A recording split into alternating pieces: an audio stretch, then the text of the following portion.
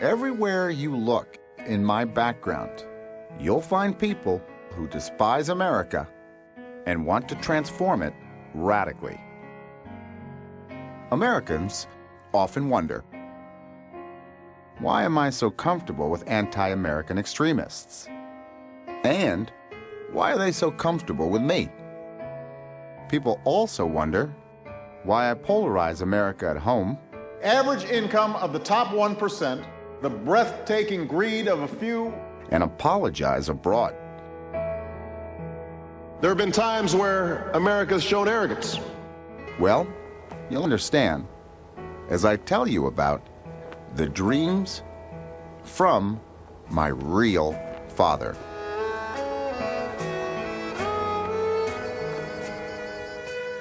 My real father was communist Frank Marshall Davis.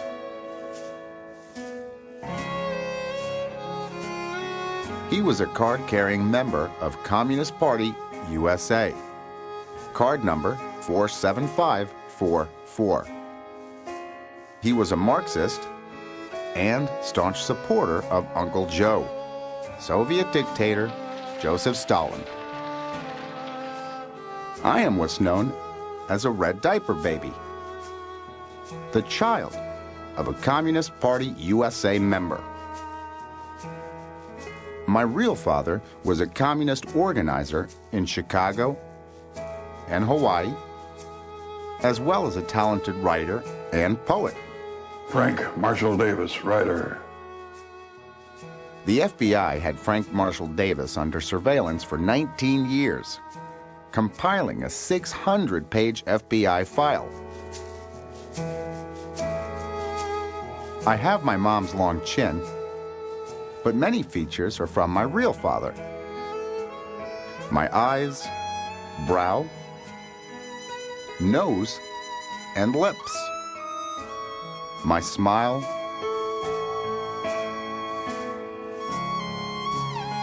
my body and stature, and my build. We're both 6'2", and my deep voice. Joined together many times to counteract what is going on and the attitudes of whites. We both smoke. Like my real father, as I get older, age spots are showing up. I look more like him every day. Even if you find this hard to believe, you'll see that Frank Marshall Davis was my ideological father, beginning with my formative teenage years. He taught me the doctrines of Karl Marx, embedding me with the ideology of class struggle that he said would one day bring a dictatorship of the proletariat to America. By the time I was 18, Frank Marshall Davis's worldview became mine. And my mission in life was to fulfill his dreams. My father was a foreign student, born and raised in a small village in Kenya. He grew up herding goats. My father grew up herding goats in Kenya. I know. I sold myself to America as the multicultural ideal. With a father from Kenya, a mother from Kansas, and a story. Typical white folks from Kansas moved to Hawaii, where my mother married an African student, a loving family separated only by the Kenyan's desire for a Harvard education. But the rock upon which I built my political career was only a fairy tale. To get elected, I systematically misled the American people. My father was from Kenya, from Africa. In order to obscure my true political foundations. I don't fancy myself a liar, but the dreams from my real father, changing America by replacing capitalism with socialism, far outweigh any obligation to tell the truth. I, Barack Hussein Obama, I, do Barack- solemnly swear I, Barack Hussein Obama, do solemnly swear. Look, my election was not a sudden political phenomenon. It was the culmination of an American socialist movement that my real father, Frank Marshall Davis, nurtured in Chicago and Hawaii, and has been quietly infiltrating the U.S. economy, universities, and media for decades. We are the ones we've been waiting for. This is the story I would have told if I were being honest with you. Now, let me introduce you to my real father, Communist Frank Marshall Davis, and his dreams.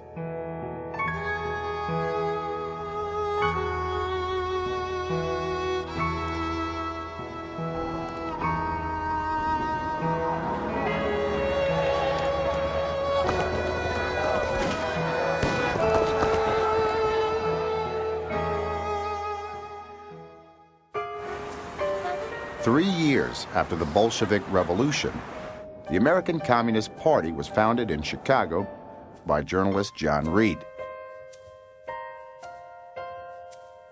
For the next 60 years, CPUSA received funding and orders from Moscow, which it implemented without question.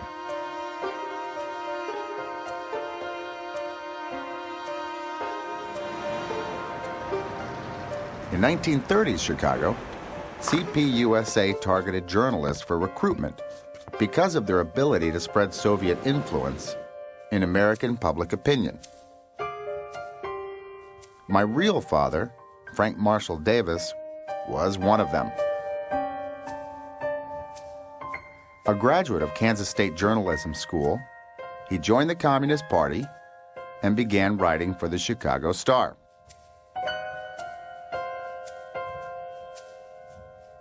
During his 20 years in Chicago, my father wrote for all the communist publications and was deeply involved in an astounding number of communist front organizations.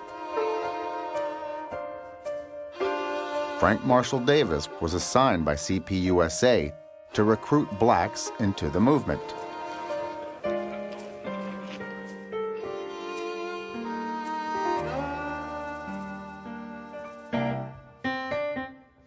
My father authored 3 major volumes of poetry. I was known as a realist. I wrote about whatever I felt, hitting as hard as I could. Many poems were political, which often contained proletarian messages. He believed all poetry was propaganda. Take it then from the careless fists of the money drunk. Place it in the reaching hands of the little people. As a Marxist, many of his poems were anti-religious. Your tales about Jesus of Nazareth are no go with me. Christ is a Dixie nigger. My father was an avid photographer. While in Chicago, he started a camera club.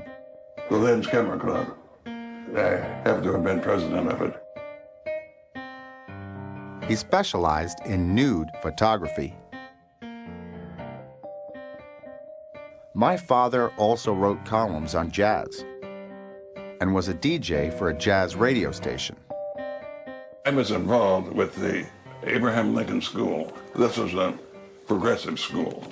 Chicago's Abraham Lincoln School was a communist-run training school. My father was on the board of directors. He helped write the Marxist curriculum and lectured on American imperialism, colonialism, and jazz. He met his wife at the school, a white socialite, 18 years his junior, who was also a CPUSA member. By World War II, Communist Party USA had grown to thousands of members, all loyal Soviet patriots.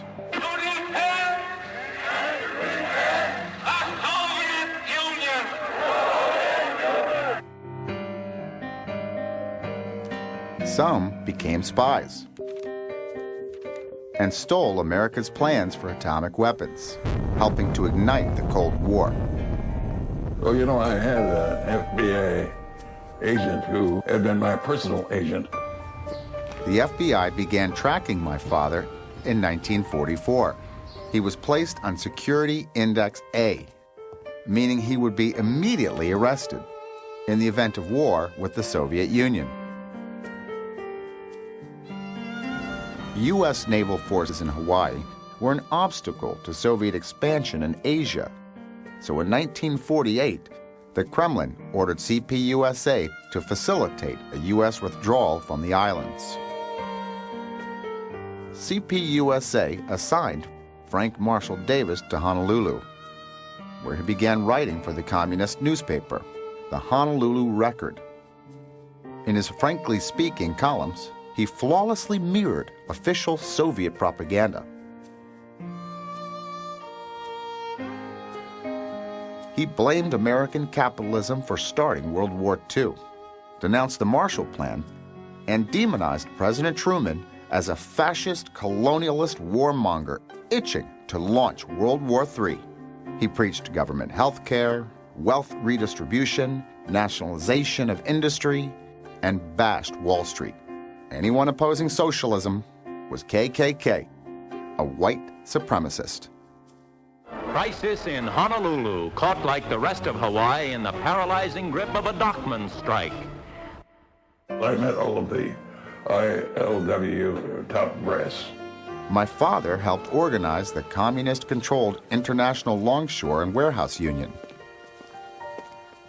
In 1949, they mounted a strike aimed at taking control of the island. It eventually failed after 177 days. As in Chicago, Frank Marshall Davis was given the task of recruiting blacks for the Communist Party. Comrade Frank Marshall Davis suddenly appeared on the scene to propagandize the membership with the purpose of converting it into a front for the Stalinist line, complained Edward Berman of the Honolulu NAACP. The National NAACP revoked the Hawaiian chapter's charter to prevent a communist takeover. The Eastland Committee, I was under subpoena then to testify. In 1956, my father was subpoenaed by the Senate Subcommittee on Un-American Activities. When asked about his Communist Party membership, he pleaded the Fifth. That would indicate that I had been a member of the Communist Party, and I have never told anybody that.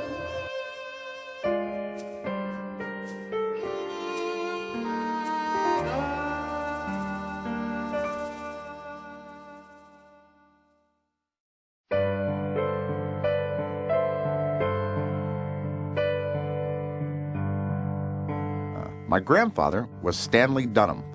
I called him Gramps. He enlisted in the U.S. Army during World War II, and my mother, Stanley Ann, was born while he was away. She was named after him in case he didn't survive the war. Thankfully, he did. In fact, he enjoyed European culture and set his heart on working abroad one day. Gramps was told he needed 1 year of foreign language to qualify for a government job overseas. So he moved the family to Berkeley and studied French. I know, I've told the tale that my grandfather was an extremely restless furniture salesman, traveling the country to find just the right furniture store. That was a cover story. Gramps was a company man, a spook, CIA. After Berkeley, Gramps signed on to Air Force Intelligence, working at Shepherd, then McConnell Air Force Base, before landing a job with the Central Intelligence Agency. In 1953, Gramps was posted to Lebanon as a CIA case officer at the U.S. Embassy in Beirut. That's where Mom got her first taste of living in third world countries. And she loved it. Though the family was Methodist, Mom enrolled in Catholic school in Beirut. Collège Notre-Dame de Jamhur, a boys' school which had a co-ed program for foreign students.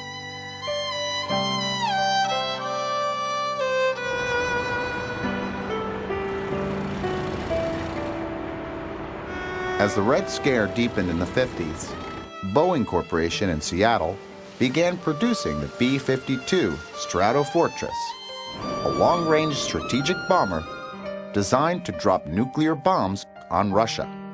If colonists are working in our national defense industries for the purpose of sabotaging our preparedness program, it was critical to U.S. security that the B-52 design plans not fall into the hands of Soviet agents. However, Seattle was home to many CPUSA members. The chairman of Mercer Island School Board, John Stenhouse, admitted to being a communist. Stenhouse taught at Mercer High School in Seattle and was president of the Universalist Unitarian Church. It was so full of commies, they called it the Little Red Church on the Hill. The CIA conducted domestic surveillance on American communists as part of its work aimed at foreign powers. In the fall of 1956, Gramps was assigned to Seattle to monitor CPUSA. The family joined the Unitarian Church and Mom entered Mercer High School.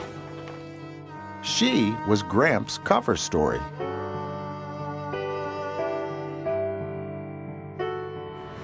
As a teenager, Mom hung out at Seattle coffee shops, listened to jazz, and read beat poetry.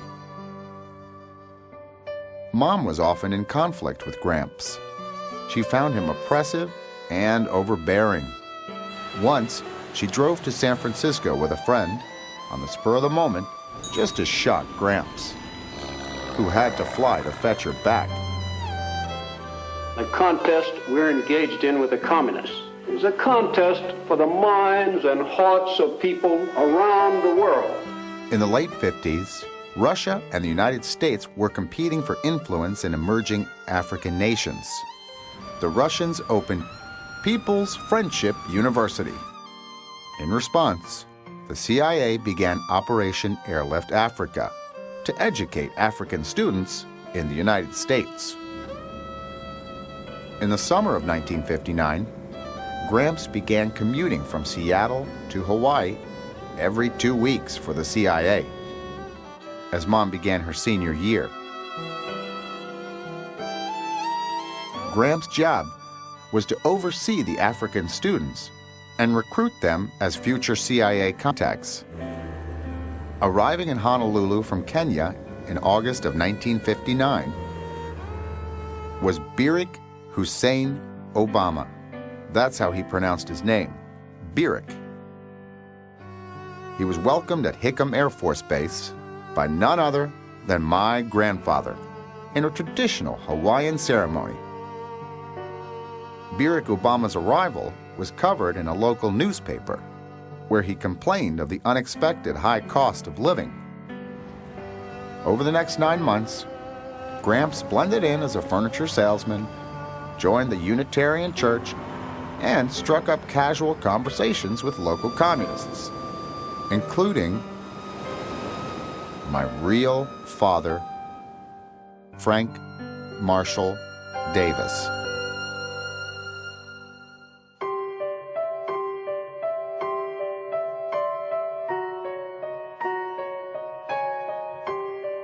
When Mom graduated high school in June of 1960, she was planning on attending the University of Washington in Seattle, along with her large group of teenage friends. She was devastated when Gramps announced the move to Hawaii.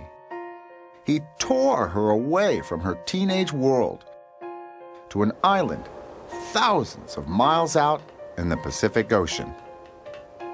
Hawaii was like a different planet for a kid from Seattle. Mom enrolled at the University of Hawaii, taking only 2 classes in protest. She was miserable and alone, and even worse, an outsider. Whites were just 1/4 of the population. Mom was desperate for friends and seeking revenge for what Gramps had done to her. An interesting black man had visited Gramps at their apartment. He seemed cool. He was a poet and knew all about jazz music.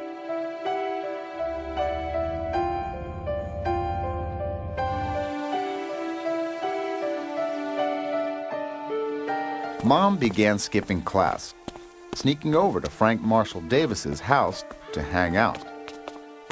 Your lips, sweeter than old wine. Your eyes, more beautiful than April rainbows. I do not love you for just your body. He read her poetry. He played jazz records for her and showed her his nude photo collection. At some point, she agreed to pose.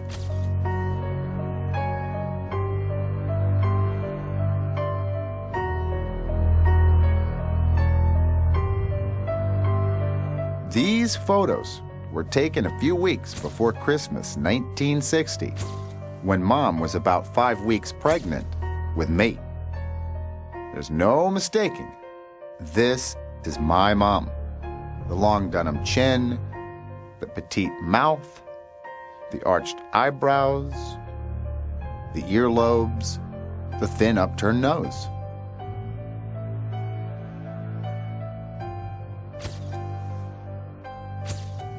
Frank then sold the photos to men's mail order catalogs. Now, sometimes Frank had Mom pose with other women. Here, Mom is sitting on the same couch as Frank in this 1948 interview.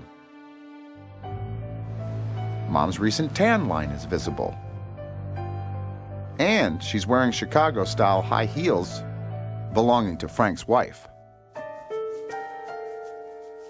My father's jazz records are clearly in view.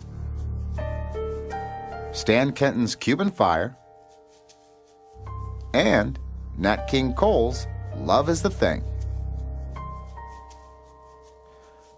My father was also a swinger. I have a collection of intimate portraits called horizontal cameos.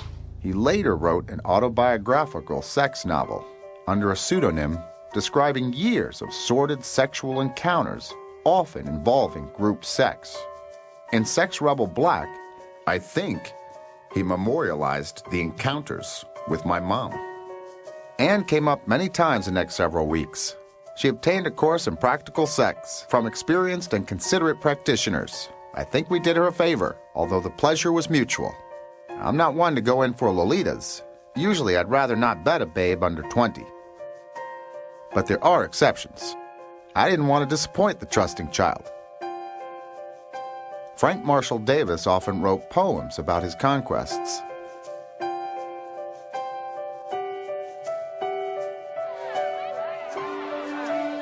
A few weeks later, just after New Year's 1961, Mom realized she was pregnant. When she told Gramps, he yelled until she revealed who the father was, which made him yell louder.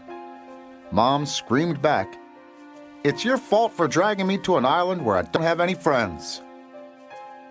Gramps knew it was because of his job that Frank Marshall Davis had entered their home.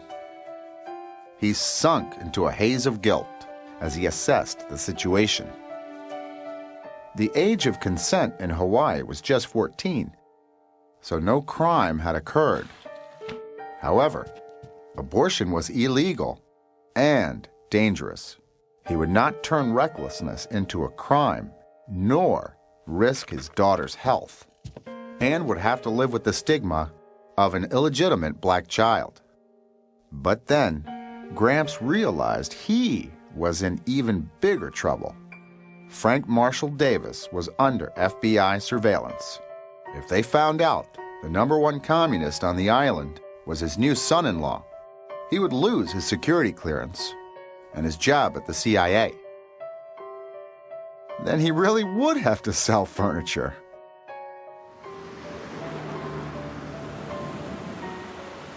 Gramps decided to meet Frank Marshall Davis at a bar in Waikiki. Frank said he was sorry, but he was married with 5 kids and didn't want his wife to know. He suggested they find a substitute father to marry Mom. A black man.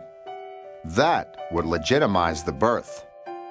Gramps liked the idea, and he knew just the guy, an African student under his supervision, who needed money. Barack Hussein Obama. The next day, Gramps invited the Kenyan to the same bar and brought up the sham marriage. Barack said no. He was already married with children in Kenya. Then Gramps explained, if you marry an American citizen, you can get a work permit and extend your visa to study for a PhD. Barack recognized the opportunity and agreed under 2 conditions. Number 1, that the marriage take place away from Honolulu to hide it from his classmates. And number 2, that he bear no responsibility for the child. Gramps agreed the birth certificate would state father unknown, and the deal was done. Now, Gramps had to get Mom on board. She agreed on the condition that Gramps let her enroll at the University of Washington in Seattle, which, she yelled, is all I wanted in the first place. Gramps had no choice, and Mom had won her rebellion.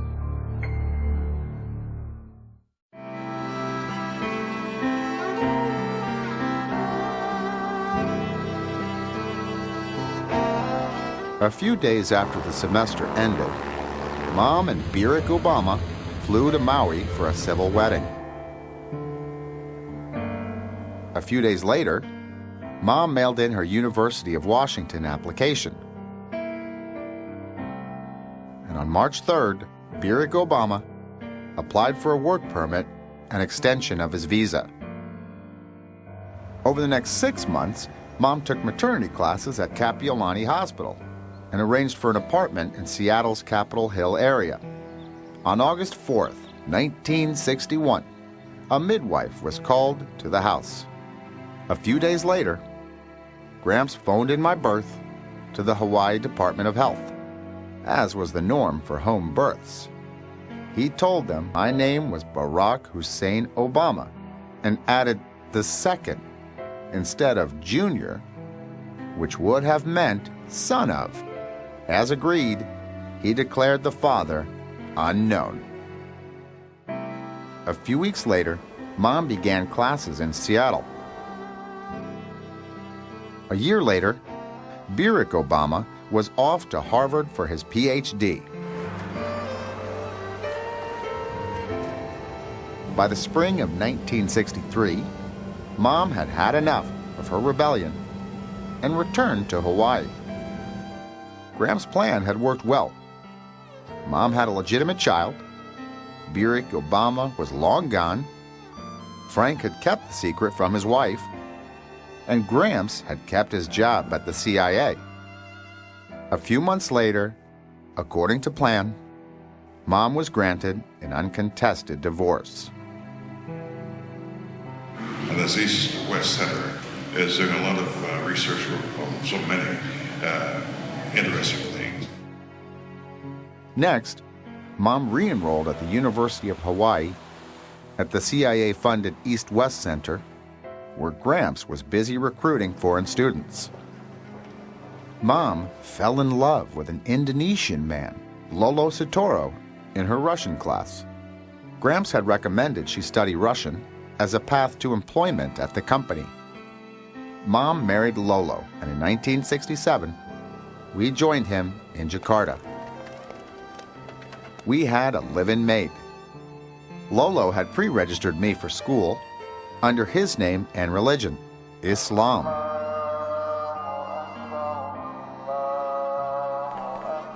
I attended Muslim school and studied Quran for 2 years. I said the Shahada the Muslim call to prayer every day. According to Islamic law, this meant I was a Muslim.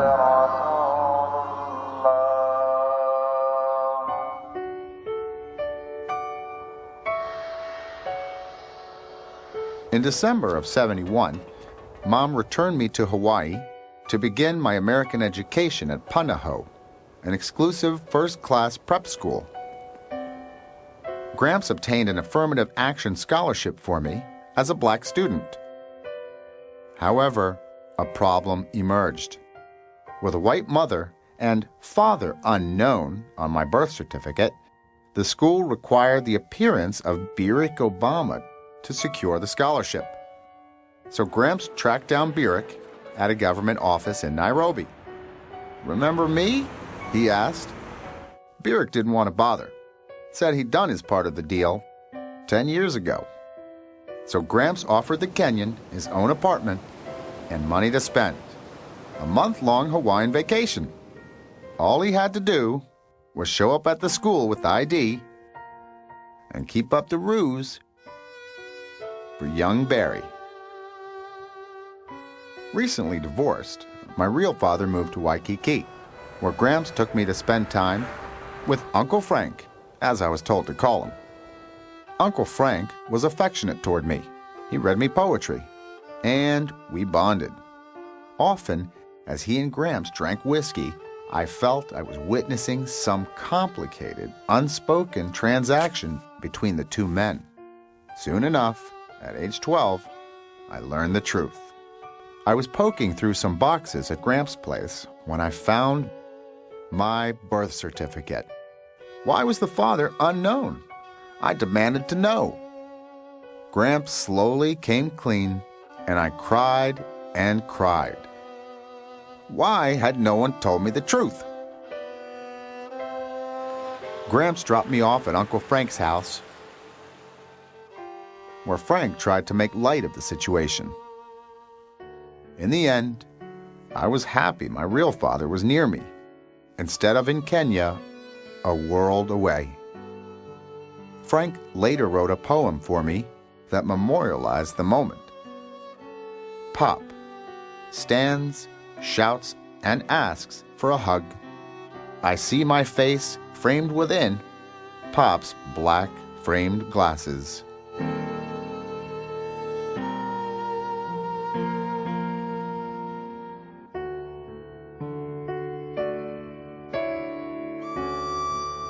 During my formative years, through age 18, I was raised by my real father, Frank Marshall Davis.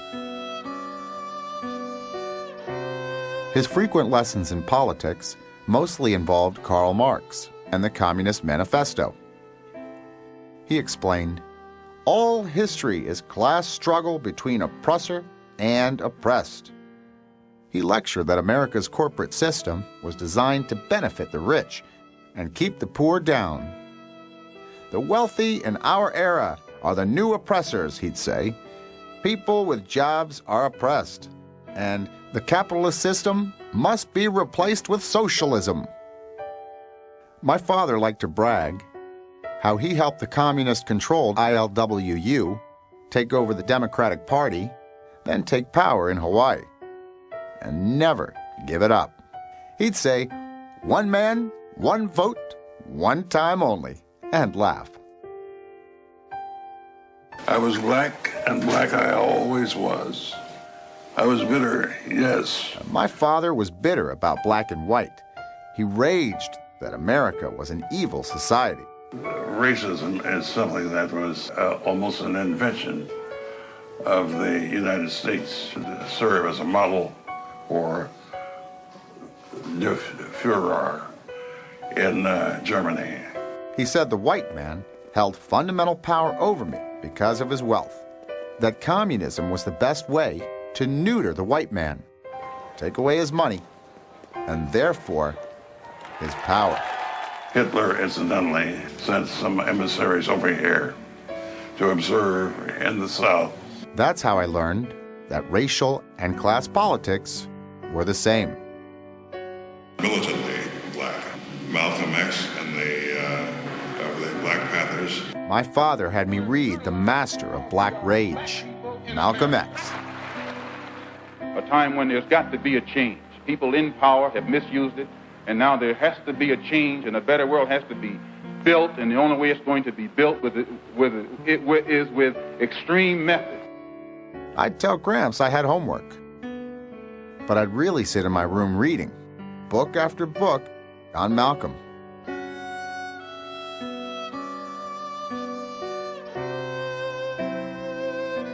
My world became permanently altered by Frank Marshall Davis as I came to see the world through his eyes. This personal transformation led to an identity crisis. I'd been robbed of my birthright. The African name I was given, Barack Hussein Obama II, wasn't me. Rightfully, I was Frank Marshall Davis Jr., son of the great communist writer and poet. I told my father I wanted to change my name, but he said, white folks are more accepting of Africans than they are of American Negroes. You'll get a lot further with, my daddy's from Kenya. This was hard to understand. Growing up in multiracial Hawaii and at Punahou School, I'd never experienced racism. Ever. Eventually, I came to embrace the myth. Frank Marshall Davis was the ideological father of all that would become of my thinking, my plans, and politics. That's all that mattered.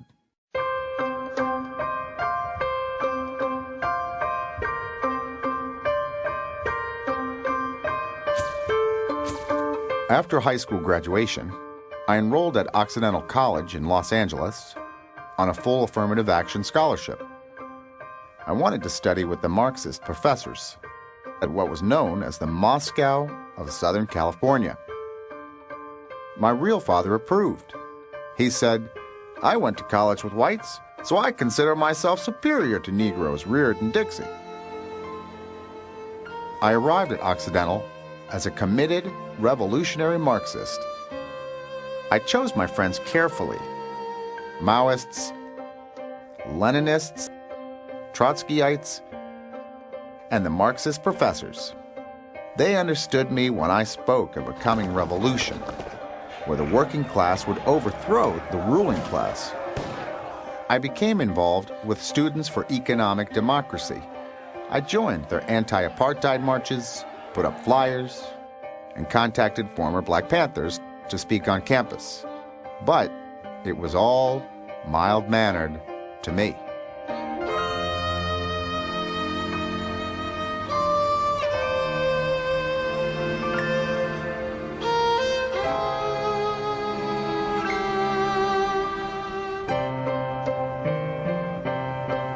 So, after 2 years, and despite poor grades, I transferred to Columbia University in New York City, where I could pursue my growing interest in activism. For 10 years, they were just a bad memory.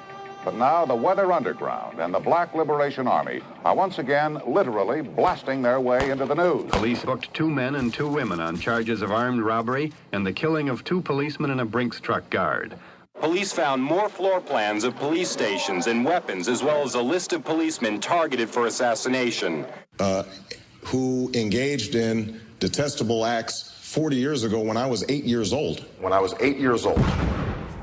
The Weather Underground bombing campaign started when I was 8 years old, but it continued well into my 20s. Another raid turned up plans for a widespread campaign of terrorism in the United States. The Weathermen's Above Ground Front Group, the May 19th communist organization, was based in New York City. They, in turn, operated a host of front groups. May 19 was a revolutionary Marxist organization, fighting white imperialism, colonialism, and Zionism. They were handing out flyers at Columbia. It was just what I was looking for. It was a path to earn my birthright as the secret son of Frank Marshall Davis. I attended May 19 meetings, protests, and seminars. I stayed away from the student organizations at Columbia and barely went to class. I became such a Marxist radical. When my sister Maya visited, she thought I was losing it. 8 people have been directly linked by police to the October 20th holdup and murders that has apparently brought together 4 radical groups. Many of these people I know who are now defendants in the Brinks case, I can't allow them to make me talk about my friends. When Bernadine Dorn was jailed for refusing to testify about the Brinks robbery, her husband, weatherman Bill Ayers, came to rally support at a May 19 event on Union Street that I attended. Afterwards, I struck up a conversation with Bill. We walked toward his apartment on 123rd Street. It was like meeting the Beatles. The weathermen were not anti-war protesters. We will build a revolutionary youth movement capable of actively engaging in the war against the imperialists. They put revolutionary Marxism into practice, something I had only studied in theory. A bomb went off at the State Department early today, and the Weather Underground claims responsibility. I'm not committed to nonviolence in any way. Guard your planes, guard your colleges, guard your banks, guard your children, guard your doors. I told Bill I'd seen him and Bernadine on TV when they surrendered and left the underground. Resistance by every means necessary is happening and will continue to happen within the United States as well as around the world, and I remain committed to the struggle ahead.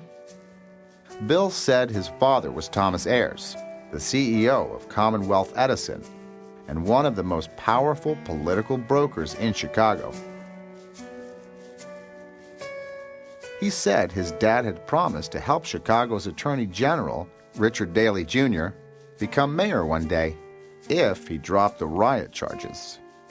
Federal bombing charges, he said, were dismissed because of illegal wiretaps. Guilty as sin, free as a bird, Bill told me. I wanted to impress Bill, so I told him I joined May 19 because I was a red diaper baby. That my father was Chicago communist Frank Marshall Davis. At first, Bill was shocked. Then he said his dad must have known of my dad from back in Chicago. Bill called his father and put me on the phone with him. That's when Thomas Ayers told me, whenever I needed anything, just to let him know. This is a guy who lives in my neighborhood, who's a professor of English in Chicago, who I know, and that was the beginning of my 30-year relationship with Bill Ayers and his family.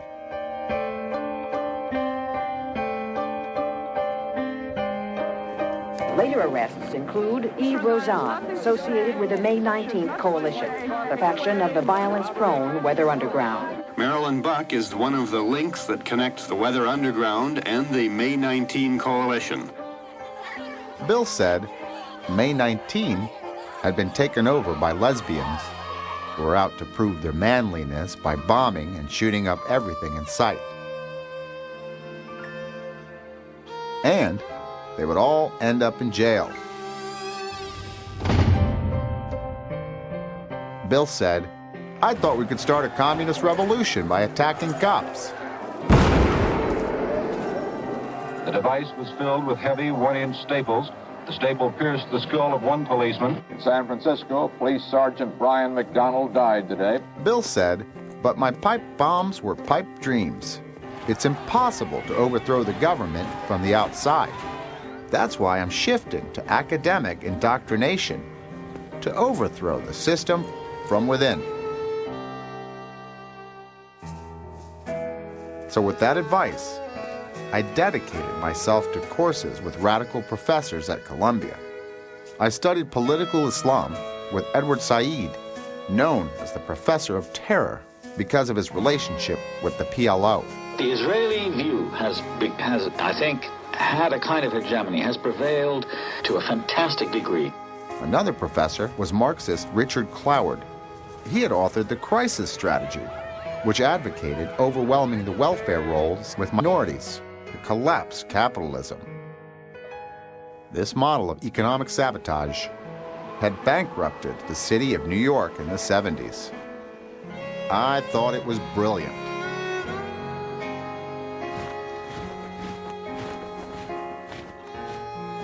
In the spring of 1983, Bill Ayers and I attended the Socialist Scholars Conference at Manhattan's Cooper Union. They emphasized community organizing as a political strategy. They argued the Democratic Party could be turned sharply leftward by polarizing the population along class lines, forcing Democrats to embrace socialism as their natural ideology. Change won't come from the top, they lectured. Change will come from a mobilized grassroots. The strategy was simple. Inflame the lower and working classes against American corporations. I thought it was a skillful adaptation of Marxist principles to modern American realities.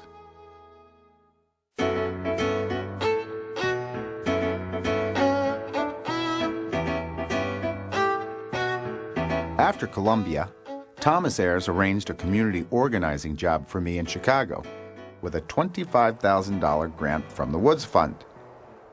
Bill said white communists in Chicago were not making inroads in the black community because blacks were religious people, and blacks rejected communism because it was atheist. However, he said, a front man with a black face might win them over. I was elated. My real father, Frank Marshall Davis, had gone from Chicago to Hawaii to organize.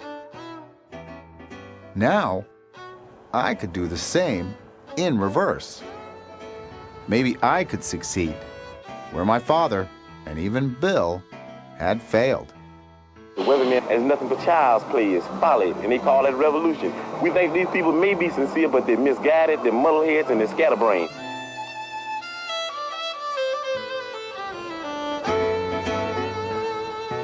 Arriving in Chicago, I attended Midwest Academy training retreats for organizers.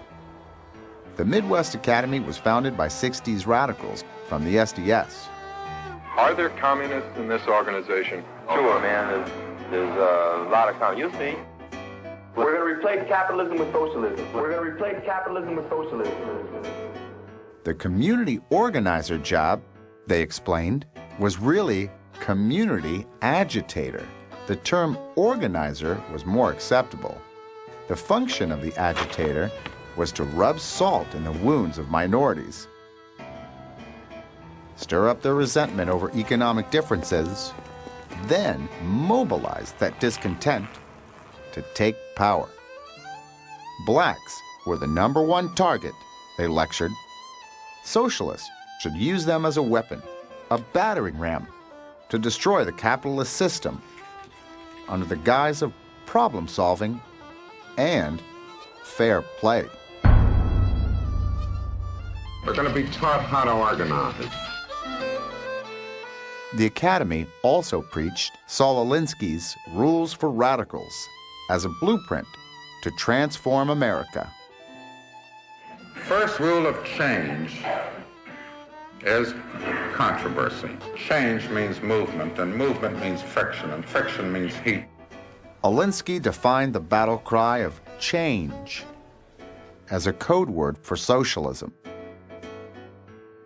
and emphasized ruthless tactics for taking power that he'd learned from Al Capone's Chicago Mafia.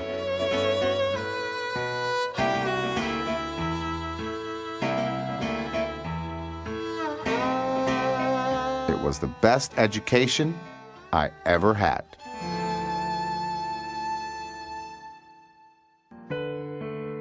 In In July of 1987, Frank Marshall Davis, my real father, died. I attended his funeral in Hawaii. Although I move as one disgrace, outlawed by this my land for being black, I may go forth again, fighting, ever fighting. I was quickly attracted to a substitute father figure, Reverend Jeremiah Wright, Jr. To get close to him, I joined his radical black church and attended his sermons every Sunday. Anybody who feels white skin is superior to black skin is wrong. Reverend Wright, my pastor, I think represents the best of what the black church has to offer.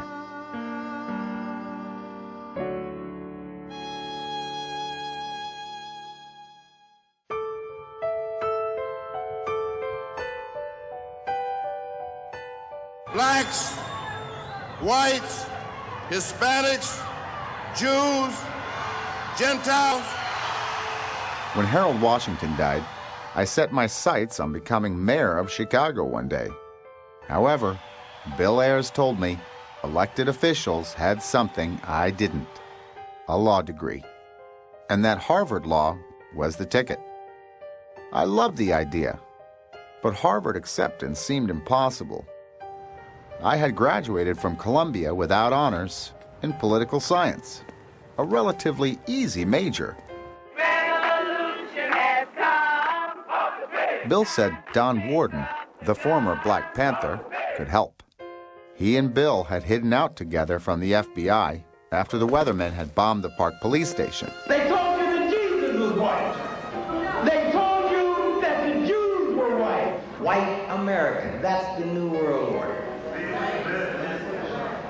That's why they hate Islam. Warden, now Khalid al-Mansour, was a radical Islamist and advisor to Saudi billionaire Prince Al-Walid bin Talal, a Harvard donor. He also knew Malcolm X's attorney.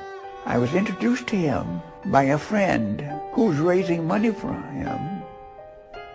The friend's name is Dr. Khalid al-Mansour. He told me about Obama, and I wrote a letter in support of him. I told Reverend Wright I was applying to Harvard so I could run for mayor of Chicago one day. But he said South Side blacks would still consider me to be an outsider because of my white mother and Hawaiian background.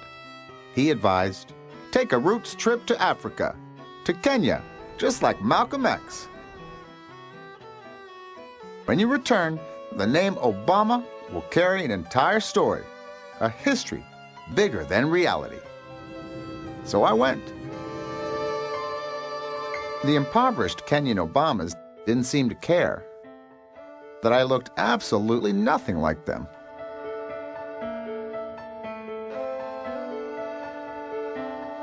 They were just happy to have an American relative.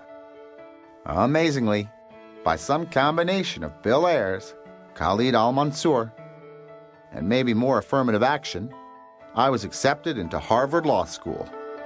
For a lot of kids, the doors that have been open to me aren't open to them.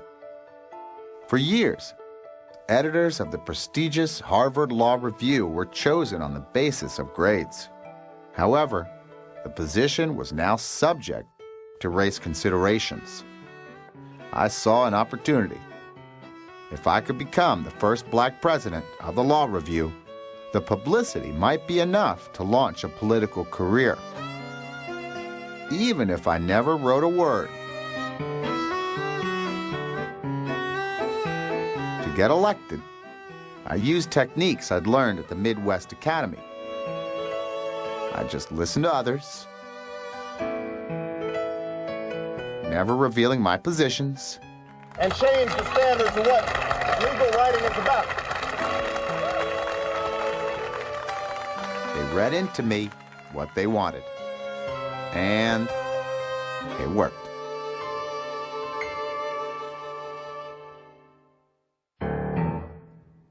Con Edison was the largest client of Chicago law firm Sidley Austin. Thomas Ayers had arranged a job at the firm for Bernadine Dorn, where she worked with Michelle Robinson. They were friends. When Bill's dad got me a summer intern position at Sidley Austin, Bernadine told me Michelle might be a good match. She said Michelle was politically connected. Her father was a Democratic Party precinct captain. And she was friends with Jesse Jackson's kids. She added, "A black woman from the South Side will give you instant street cred." When I met Michelle, we already had a lot in common. She had attended an exclusive prep school and had also gone to the Ivy Leagues, Princeton and Harvard Law, with the help of affirmative action. I applied to Princeton. Can't go there. Your test scores aren't high enough. I went. Despite this, Michelle was bitter. She wrote in her Princeton thesis, "Further assimilation into a white cultural and social structure will only allow me to remain on the periphery of society, never becoming a full participant."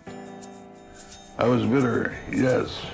When I married her, a few years later, I married my father. I called her my bitter half.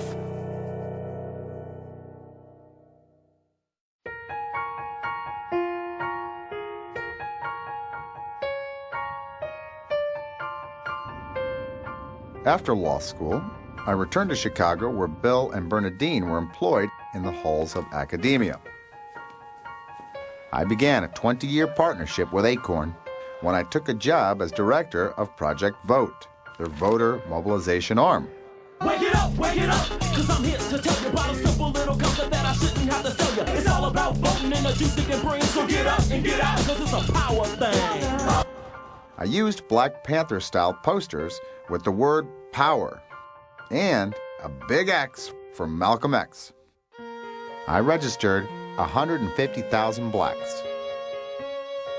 I sure wasn't trying to register white folks.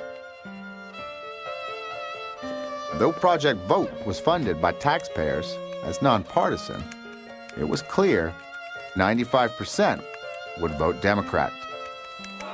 They registered 150,000 voters to get Bill Clinton and Carol Moseley Braun elected. Just 40% of the registrations were legitimate. I think every cemetery in town voted. We played by our own rules. According to Alinsky, since elections were already a fraud, an instrument of the rich, the ends justified the means. My success with Project Vote earned me the job of training director for Acorn's front groups. For 10 years, I taught Saul Alinsky and class consciousness in Chicago, just like my real father. I was a natural, a master of agitation. I could engage a room full of recruits in rapid-fire socialist dialogue and fire them up. Are you fired up? Ready to go? Next, Bill's dad secured a job for me at the Davis Minor Law Firm, which represented the Woods Fund. On behalf of Acorn, I sued the state of Illinois to enforce the motor voter law. This eliminated the requirement for identification and made it easy to register non-existent voters, like Mickey Mouse and Donald Duck, even Jive Turkey. Later, 8 of the 19 9/11 hijackers were registered under motor voter. Change starts when you help a family buy their first home and then help that family stay in that first home. I also helped Acorn lay the foundation for the subprime mortgage debacle. That's right, I was in on it, on the ground floor. There's a continuity between the work that I did with Project Vote, the work that I did as an organizer that originally brought me to Chicago, and the work that I'm doing now as an attorney. We sued Citibank for racial discrimination, forcing them to lower their lending standards. Acorn then found an open door to the White House through HUD Secretary Henry Cisneros, and President Clinton required Fannie and Freddie to approve risky subprime mortgages to unqualified borrowers. The rest is history. Charitable foundation work was a major part of my pre-political career, and Bill Ayers was my partner and close ally. In 1993, Bill appointed me director of the Woods Fund,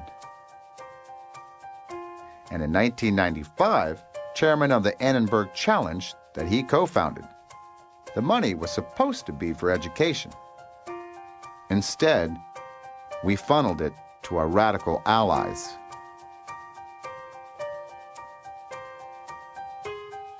Next, Vernon Jarrett, a colleague of my real father from the Chicago Star, helped me place Michelle in the mayor's office, where his daughter-in-law, Valerie Jarrett, was working for Mayor Richard Daley. Soon enough, Michelle and Valerie were running an Acorn Front group, Public Allies.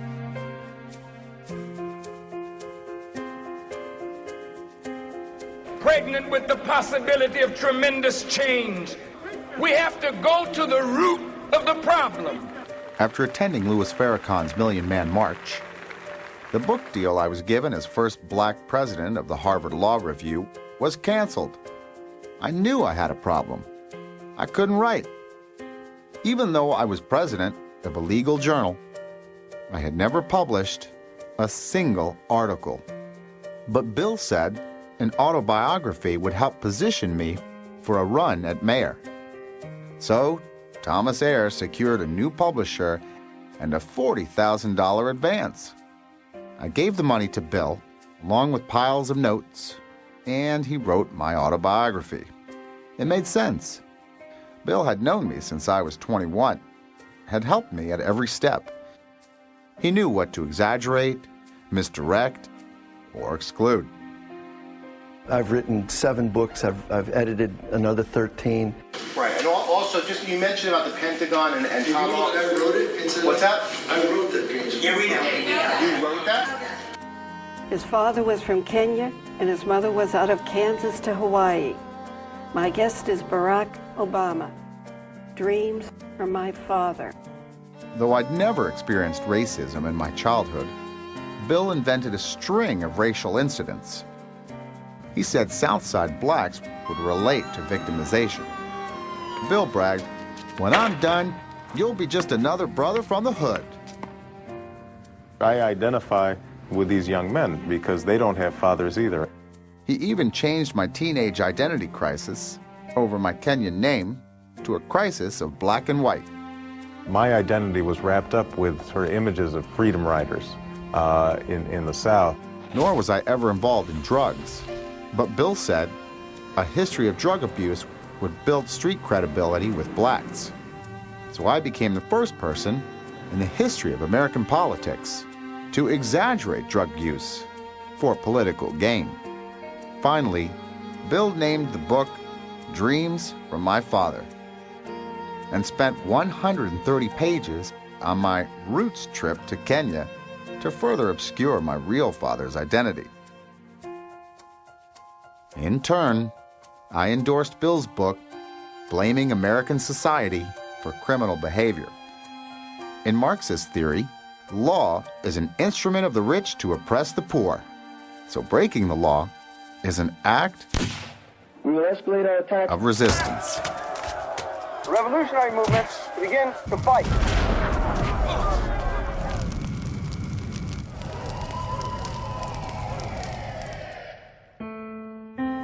State Senator Alice Palmer, an avowed communist, ran for U.S. Congress and handpicked me for her state Senate seat.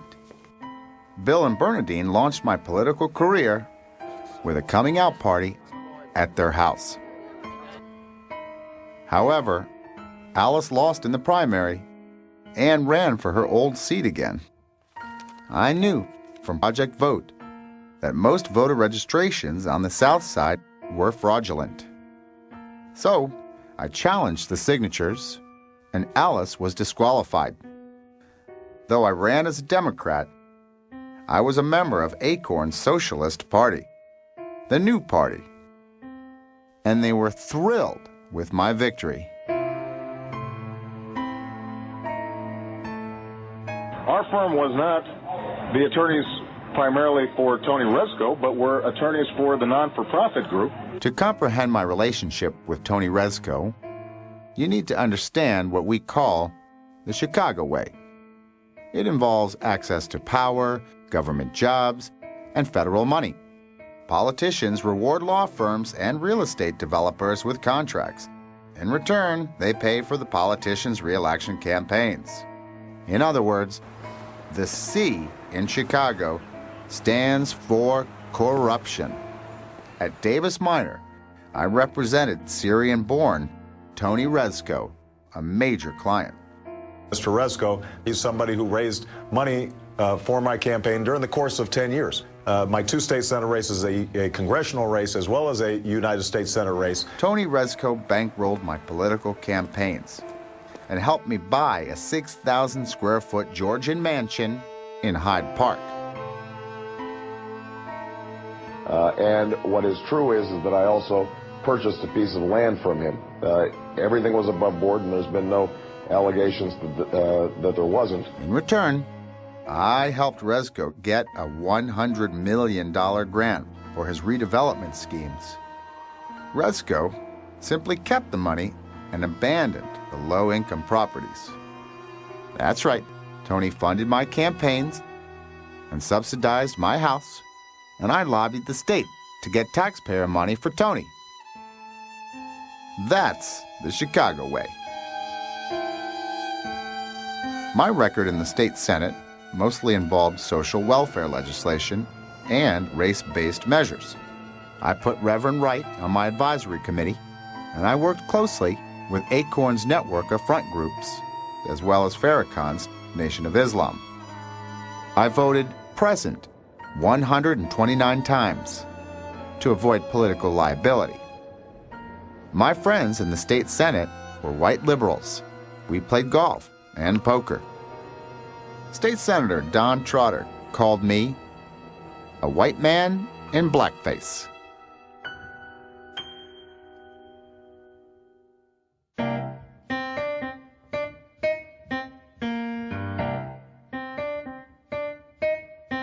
While planning to run for mayor, I stumbled onto a larger stage. I will be a candidate for the United States Senate in 2004.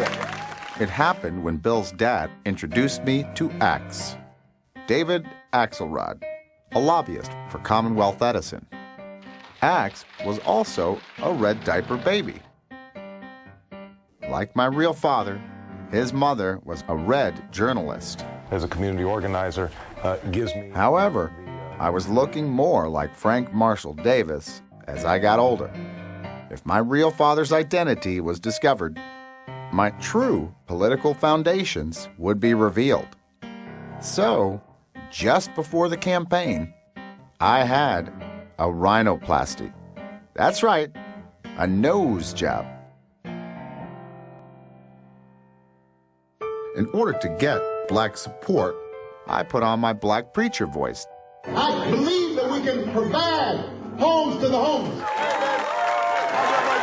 Y'all having fun? As luck would have it, I was chosen as keynote speaker for the 2004 Democratic Convention. I presented my personal story as the multicultural ideal. My father was a foreign student, born and raised in a small village in Kenya. He grew up herding goats. I closed by quoting my pastor. The audacity of hope. In my short time in the U.S. Senate, I sponsored a bill to send federal money to Acorn and another to name a post office. I also requested a $1 million earmark for the Chicago hospital that had created a $300,000 job for Michelle. It was the Chicago way. After only 5 months as senator, I formed a committee to run for president. David Axelrod called it the plan. However, when Axe reviewed my resume, he saw too many red flags. No pun intended. He said, while being a Marxist is a virtue in Chicago, your radical views have to be hidden from voters on the national stage. Axe suggested my personal life story as the campaign theme. The missing African father, a goat herder who came to the U.S. for a Harvard education, a wandering mother, nurturing white grandparents. You, he opined, are above the fray that divides liberals and conservatives because of your background. To emphasize the campaign theme, Axe arranged another roots trip to Kenya. I allied myself with Odinga Odinga and his Marxist Kenyan People's Union, who were allied with the Islamists. Marxists and Islamists have much in common. We both consider American capitalism as an enemy that must be destroyed. Returning from Kenya, I suggested the catchphrase, hope and change. Change was Alinsky's code word for socialist revolution. And hope was from Jeremiah Wright's Audacity of Hope sermon. Axe loved it. Just don't give any specifics, and people will fill in what they want, he said. For the campaign slogan, we used, Yes, we can, translating, Si se puede, from Cesar Chavez's migrant workers' strikes. Axe said leftists are attracted to the cult of personality. So, he had a campaign poster designed similar to Marxist cult heroes Lenin and Che Guevara. When I was in May 19, I had read all the Weather Underground literature, and I loved their logos.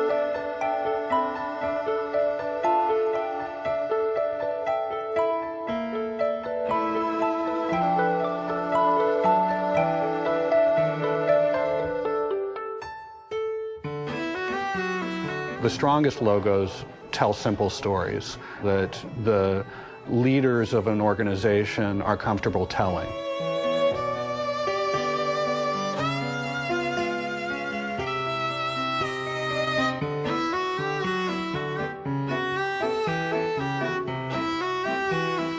And if one voice can change a room, it can change a city. And if it can change a city, it can change a state. And if it can change a state, it can change a nation. Written by my head speechwriter, my new book, The Audacity of Hope, was the campaign rollout.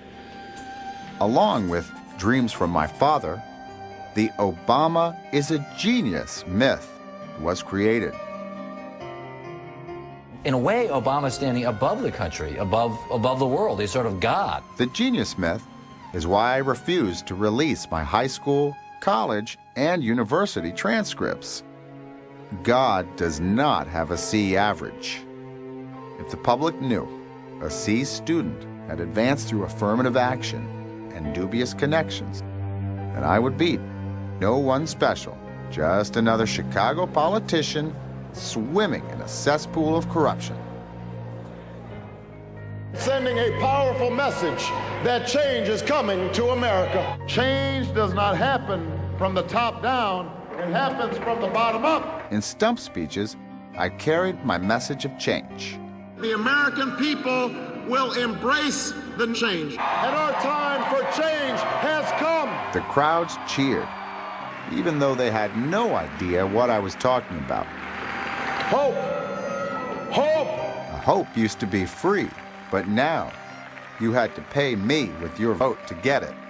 Not content to settle for the world as it is, who have the courage to remake the world as it should be. I acquired my oratory skills from listening to my father read poetry. At school, I honed my mind against sleek sides of white ideas. He had impeccable timing. skillfully raising and lowering his voice to impact the listener. I delivered speeches via the teleprompter. Without it, I was lost. I would stammer with uncomfortable pauses and unfortunate misstatements. If they just gave them treatment early, and they got some treatment and a breathalyzer or an inhalator. Talked about my Muslim faith, and you're absolutely right that has not Christian come faith. My Christian faith. During the debates with Hillary, as I glanced at her, I knew the socialist revolution would succeed. She was one of us. Hillary was a disciple of Saul Alinsky, the subject of her senior thesis. And it was Hillary who ordered then Deputy Attorney General Eric Holder to pardon Susan Rosenberg and Linda Evans, convicted in the Brinks robbery and May 19 related violence.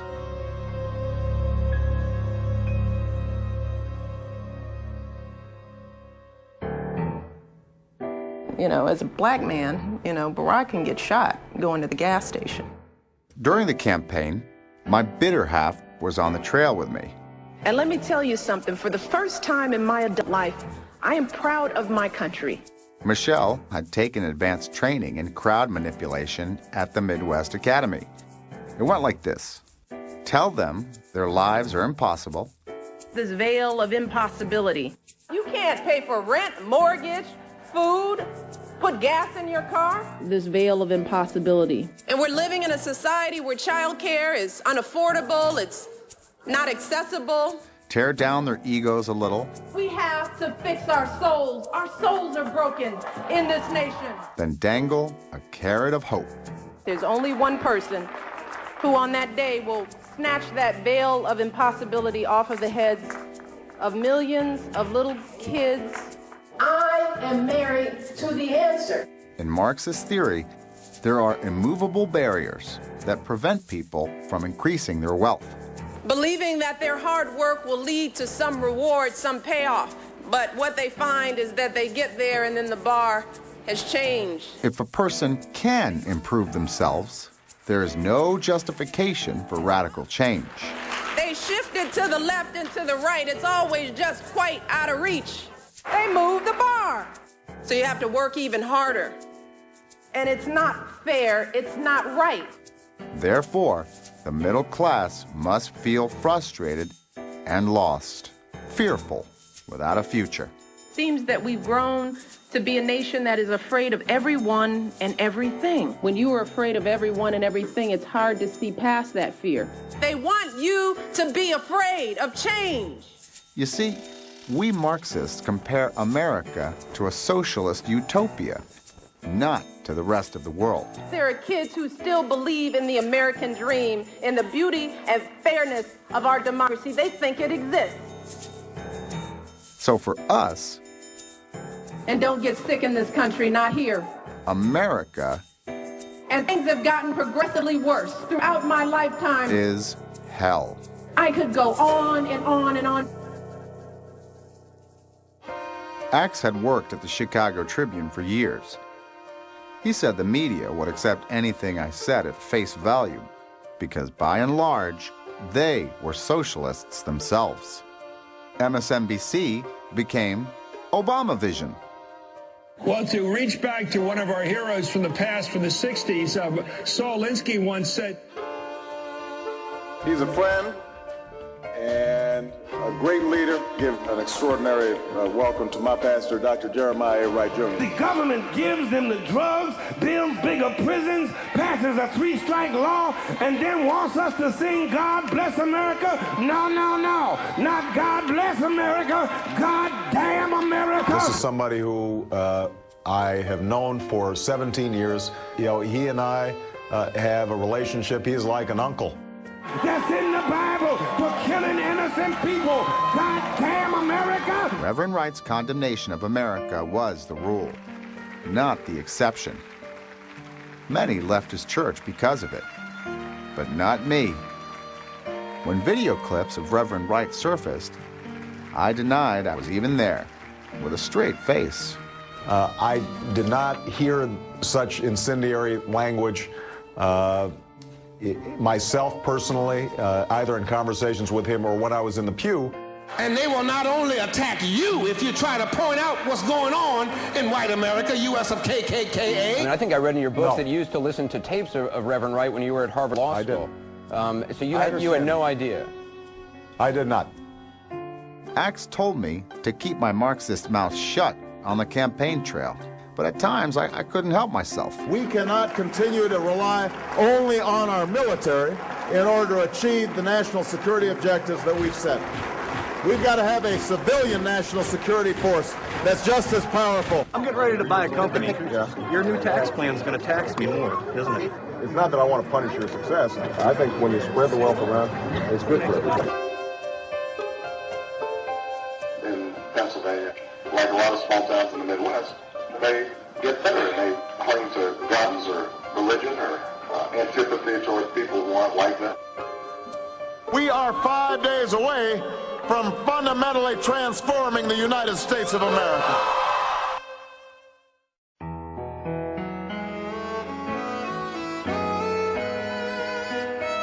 In this election, at this defining moment, change has come to America. The white middle class bought my story. The son of a Kenyan goat herder who is above politics. And I became America's first affirmative action president. My real father was right. Frank Marshall Davis Jr. could not have won. But Barack Hussein Obama II could lead America to socialism. This victory alone is not the change we seek. It is only the chance for us to make that change. It was a great achievement for Bill Ayers, too. He and his father had nurtured my career for 27 years. Bill and I were in Grant Park. The 60s were a springboard for this election and changing direction of this country. We need a revolution in this country. We can do it in stages, doesn't have to be all at once. Yes, we can. I immediately took steps to replace American capitalism with socialism. Real and lasting change for generations to come. I didn't announce any ideological plan, just problem solving. First up, I signed the stimulus bill, written by the Apollo Alliance. 2 other members of the Weather Underground were charged with possession of explosives. Jeffrey Jones and Eleanor Raskin were picked up in a raid that followed the Brinks robbery. To me and my comrades, the federal government was just a large foundation for funneling money to our socialist front groups. In the Marxist model, government control of the economy is essential. That's why a takeover of General Motors was a dream of my real father. The insurance companies are going to have to abide by some basic rules of the road that exemplify a sense of fairness. National health care is a socialist tool to eliminate the classes. That's why poor quality, long waits, and higher taxes don't matter. The American people are seeing massive government intrusion in almost every area of their lives. Government take over banks, taking over auto companies, their health insurance. And they see these czar positions being handed out like candy suckers. No more secrecy. That's a commitment I make to you as president. Next, I centralized power with me. Because of the critical importance of this work, I will personally select this official. The cabinet was just a smokescreen to obscure my czars, the shady characters who answered only to me. No, we're going to change the whole system. We're going to change the whole thing. And this official will have my full support and regular access to me. Not to Congress or the American people. Czars are usually Russian, imperialists, not Democrats. I told Eric Holder to ignore the laws I didn't like or go around them, like the DREAM Act and the Defense of Marriage Law. Already, this oil spill is the worst environmental disaster America has ever faced. I used the BP pipeline break in the Gulf to redistribute wealth. We will make BP pay for the damage their company has caused. To nationalize energy, I used green jobs and cap and trade. And I vetoed the Keystone oil pipeline from Canada. According to my father, America was not an honorable and generous nation that had rallied to defend freedom. There have been times where America's shown arrogance and been dismissive, even derisive. America was an arrogant, imperialist oppressor that controlled the world, and we owed them an apology. We've at times been disengaged, and at times we've sought to dictate our terms. Adjusting how the United States thinks of itself in the world. That's, to me, an enormous thing. With a father from Kenya, a mother from Kansas, and a story that... Of course, I could not release my real birth certificate.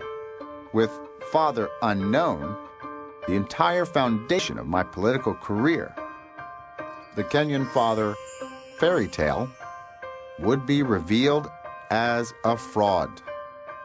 Investigators would uncover the identity of my real father, Frank Marshall Davis, and connect the Marxist dots of my life history and politics.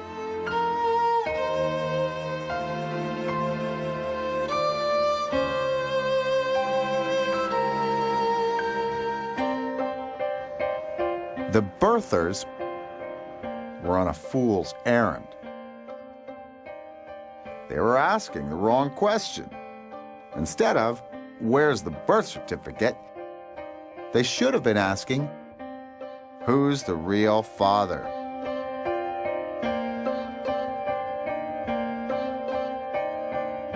But Osawatomie, this is not just another political debate. I opened my re-election campaign with an attack on capitalism in Osawatomie, Kansas, home of the Weather Underground newspaper of the same name. Those at the very top grew wealthier from their incomes and their investments, but everybody else struggled. That is the height of unfairness. Take it then from the careless fists of the money drunk. Now, this kind of inequality we haven't seen since the Great Depression. Place it in the reaching hands of the little people. There are millions of working families in this country who are now forced to take their children to food banks for a decent meal. The free market, it doesn't work. It has never worked. It's also why a recent study showed that countries with less inequality tend to have stronger and steadier economic growth over the long run. This isn't about class warfare. My re-election strategy is to polarize the nation across class lines. We can either settle for a country where a shrinking number of people do really well, tightening tentacles of the reaching corporations, or we can build a nation where everybody gets a fair shot and everybody plays by the same rules. This is Ron Jones, a Philadelphia area voter. Ron, what are people saying about the excitement of voting in this particular election? It's time for change, man. I decided to come back and vote a couple times. I think that's against the law, but it's okay. We're recruiting and training Latino organizers. We're holding Latino voter registration drives across America. In my next term, like my real father, I will support turning millions of illegal aliens into U.S. citizens. And together, we are not just going to win this election, we will transform this nation. Si se puede. Working class whites might not go along again with my plans so easily. As Abraham Lincoln said, you can't fool all of the people all of the time. So I'm relying on a minority coalition to win re-election. Those receiving free government handouts, racial voting blocs, government workers, union members, and white liberals. This month, we're announcing the 2012 launch of African Americans for Obama. Because I won't have to worry about putting gas in my car. I won't have to worry about paying my mortgage. If I help him, he's going to help me. Obama needs us, Acorn, but we need Obama, don't we? With increased funding for Acorn's network, I will make sure that America finances a war against itself. We're going to do over 2 million voters. These foot soldiers can never be stopped. Acorn united will never be defeated. Acorn unidos jamás serán vencidos. If one front group is shut down, its members will just slither over to another one. And like my real father, I'll blame Congress to get more support. My father was a foreign student, born and raised in a small village in Kenya. He grew up herding goats. I bamboozled gullible, middle-class America with a laughable illusion that I was the son of a Kenyan goat herder who stood above politics.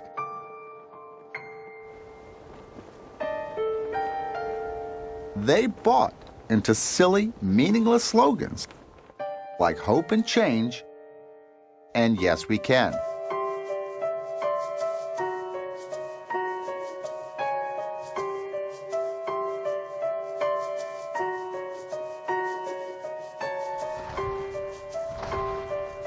My smile was the Trojan horse, unleashing a deadly Marxist agenda upon the middle class. Where my friends and I transfer wealth from successful businesses to failing union enterprises, and taxpayer money is given to irresponsible individuals. The big banks should increase access to refinancing opportunities to borrowers who haven't yet benefited from historically low interest rates. This is a make or break moment for the middle class and for all those who are fighting to get into the middle class. To us, the middle class are merely pawns.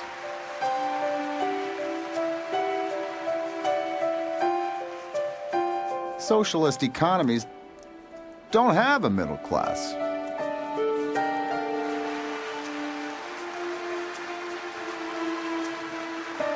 Heavily taxed, the middle class's health care will be given away to the poor and illegals. Their employers will be taxed and regulated out of business. Middle America's retirement will evaporate into a bankrupt socialist state. And the middle class will disappear.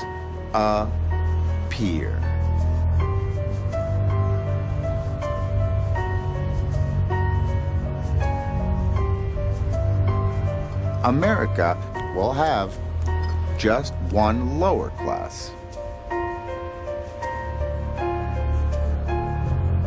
Political elites will run the government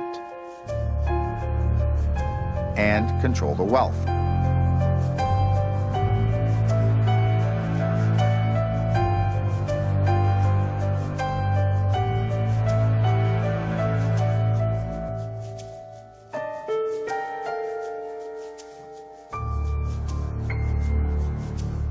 And America will be irreversibly socialist without ever realizing how it happened. These are my dreams, the dreams from my real father.